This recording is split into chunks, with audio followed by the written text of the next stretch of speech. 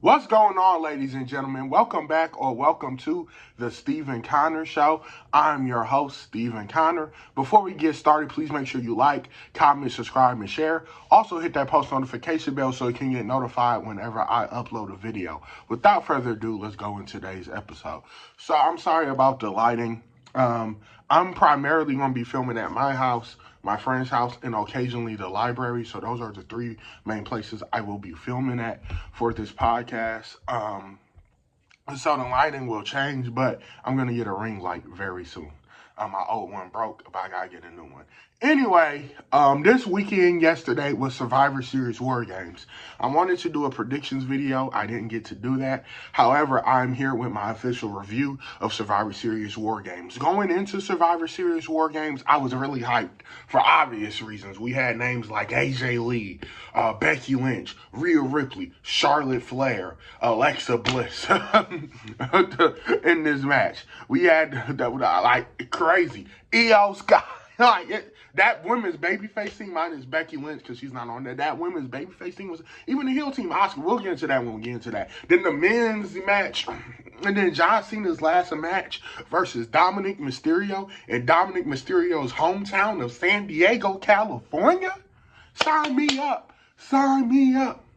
There was also another match on there that I was not too excited for, but I wasn't disappointed by it. We'll talk about all that and more starting now. So we start off with the Women's War Games match, which was Team AJ Lee, Team Rhea Ripley. I don't know what you want to call it, but it was Rhea Ripley, AJ Lee, Io Sky, Charlexa, which is Charlotte Flair and Alexa Bliss, versus the team of the Kabuki Warriors, Kairi Sane, Asuka, Lash Legend, Nia Jax, and also the man, Becky Lynch.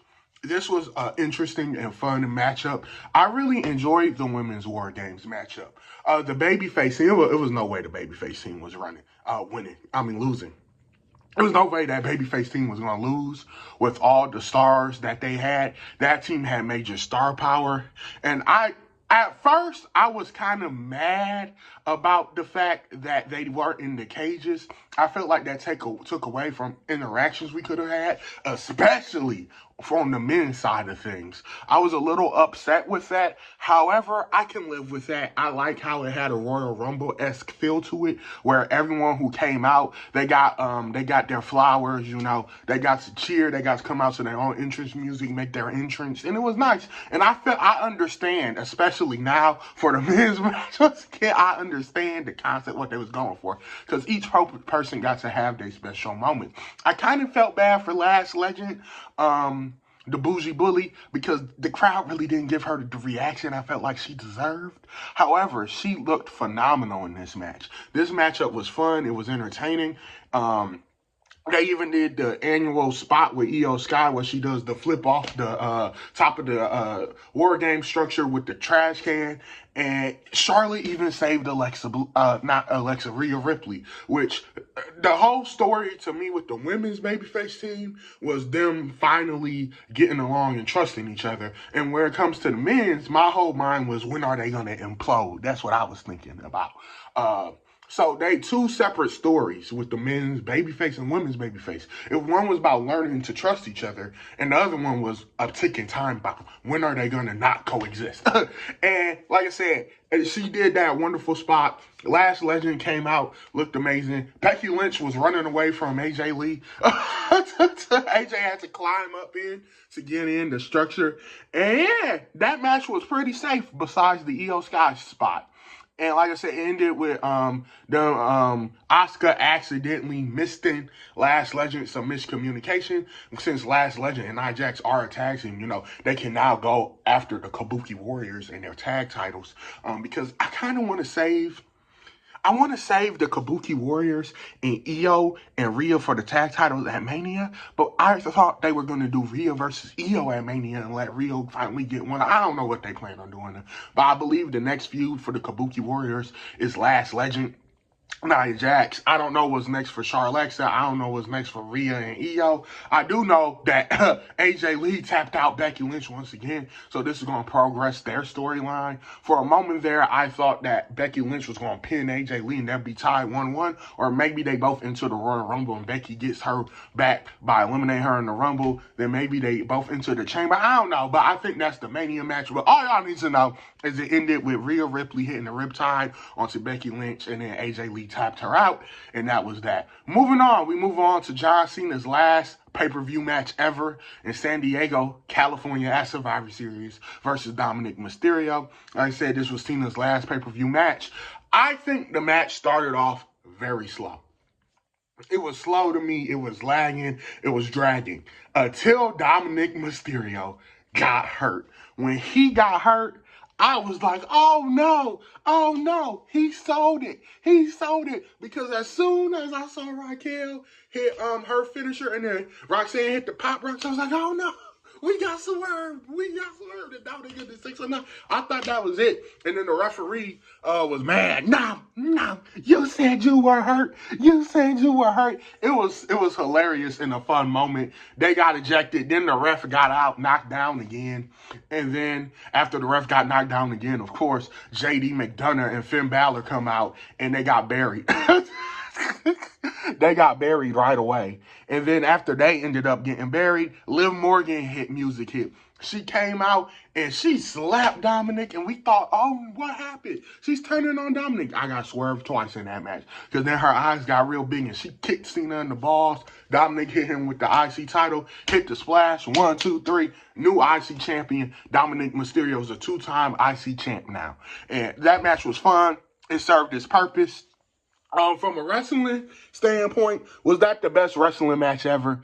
No, it wasn't. I'm gonna be real with you. It wasn't. But from storyline purposes, for entertainment value, that was the best match on the card, in my opinion. It was a lot of fun. I enjoyed it.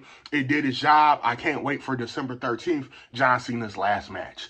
Moving on, we then had Stephanie Vaquer versus Nikki Bella for the WWE Women's World Champion. It was a small part of me that was very concerned that Nikki Bella was winning this match. And then when Nikki Bella did her entrance, I remember that heel Nikki Bella is 10 times better, miles and miles ahead of babyface Nikki Bella. And I really appreciate heel Nikki Bella, and I love heel Nikki Bella. I'm going to say it now.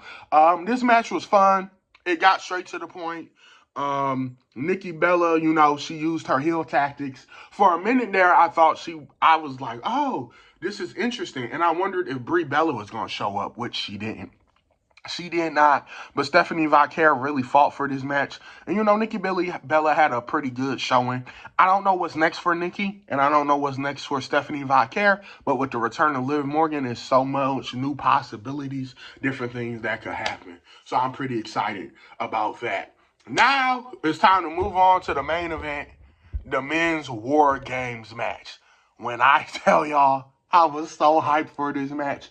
CM Punk came out, and he crawled in, and then Braun Breaker came out, and I was going crazy. I was going ham. I had time to sit, and think about this match. This match didn't go as long as I thought it would go. However, at the end of the day, the match was pretty fun. Like, this was the most stacked War Games match of all. Well, I won't say of all. I don't know about the WCW days.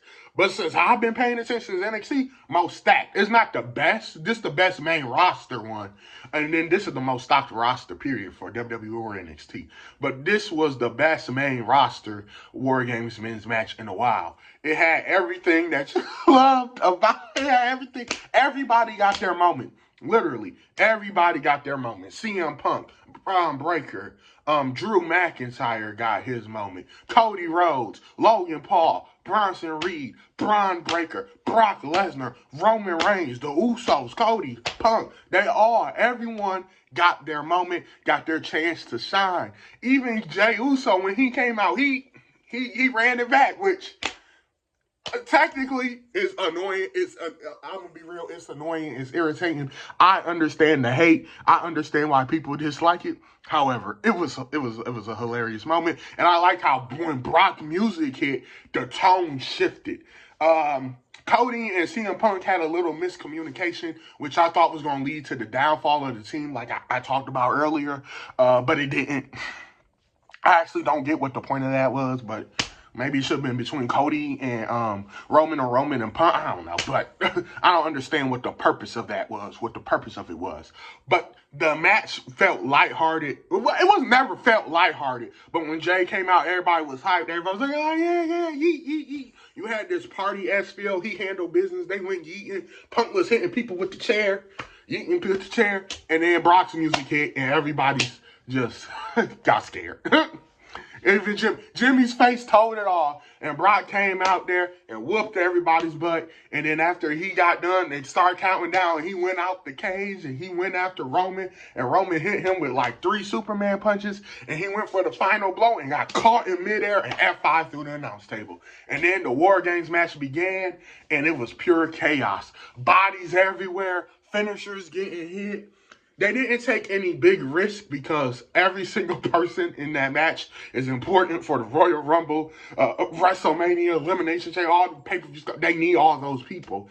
And Bronson Reed shattered his ankle last year, so they played it safe this year. They had one big moment, though. Well, I guess multiple, because Punk climbed up into the cage because his wife did it, so I guess he said, I'm going to do it too. But Cody did the cross-body off when he climbed in, and he did that too.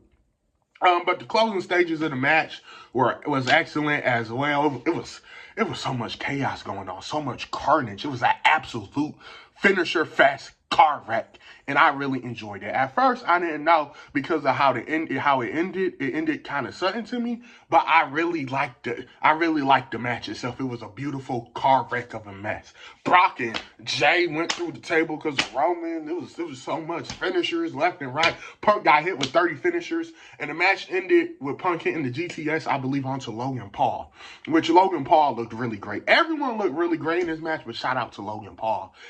And then after that, a masked man came in and super kicked Punk and then hit him with the curb stomp. 100% not Seth Rollins. I believe it's going to be revealed this coming Monday. Logan Paul is going to get kicked out of the division, and this person is officially going to join the division. Because if you paid attention on the post show, they asked was Logan Paul in the division, and Paul Heyman, I don't know who was under the mask. And so, yeah. So it ended with that, the curb stomp, and then Braun Breaker ran, did his super spear, and then pinned the world champion CM Punk.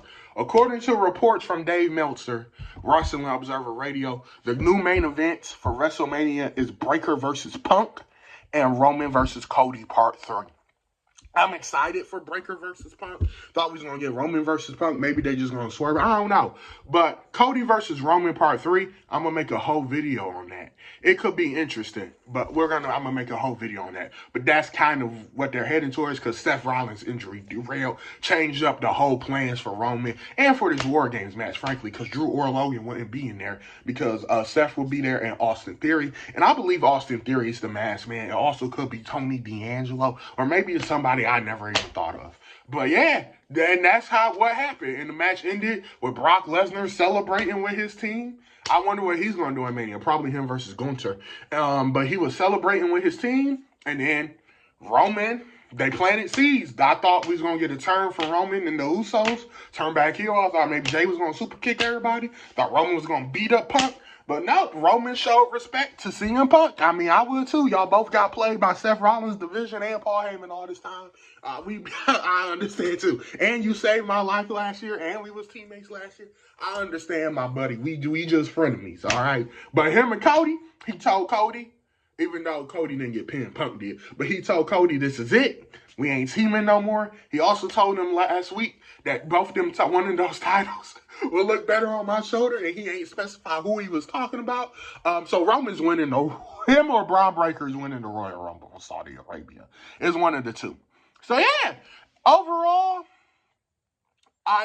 Overall, I like this pay-per-view. I see people with a lot of disappointment online, and I can understand the disappointment, and that's your opinion. It is $30 a month.